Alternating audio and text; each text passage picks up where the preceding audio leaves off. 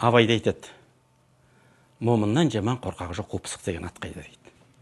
Өзі момын дейтін сөзді қарап отырсақ, қазақ енді қазір бүгінде біз сөзді қолданып жүргенде қарап отырсаңыз, момын деген бір қой аузынан шөп алмайтын, шөккен түйеге міне алмайтын, бір бейшара, бір ғарып деген сияқты бір реңді айтамыз ғой. Бірақ қазақтың өзі айтады, момынның ақысын Құдай жемейді дейді. Енді осы сөздің бір түп негізіне бір үңілейікші. Момын деген сөз былайша айтқанда мүмин дейтін Құрандағы сөзден алынған. Мүмин деген сөз иман келтірген адам деген сөз. Ол неменеге иман келтіргенде? Аллаға иман келтірген, Алланың сипаттарына иман келтірген, Алланың әділдігіне, рақымшылдығына, жаббарлығына, мейірімділігіне, Алланың шексіз құдірет иесі екендігіне шүбәсіз, шәксіз иман келтірген адамды мүмин дейміз.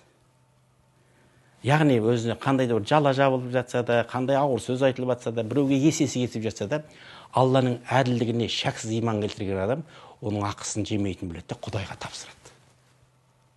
Құдайға тапсырды. Ол Алланың әділдігіне иман келтірген адам. Алла ешкімнің ақысын ешкімге жегізбейтінін біледі. Қарап отырсақ, не деген керемет нәрсе. Момын деген сол. Ал анау қоғам бұзылған кезде, адамның былайша нәпсісі етек алып кеткен кездерде Абайдың ренжіп айтатыны бар ғой. Қазір қарап отырсаң дейді, момыннан жаман қорқақ жоқ дейді. Қу пысық деген ат қайда? Арсыз болмай атақ жоқ, алдамшы болмай бақ қайда дейді. Арсыздық, алдамшылық сонда момынның бір антонимі сияқты нәрсе болып тұр ғой. Момын болайықшы, Құдайға тапсырайық. Өз алдар етті.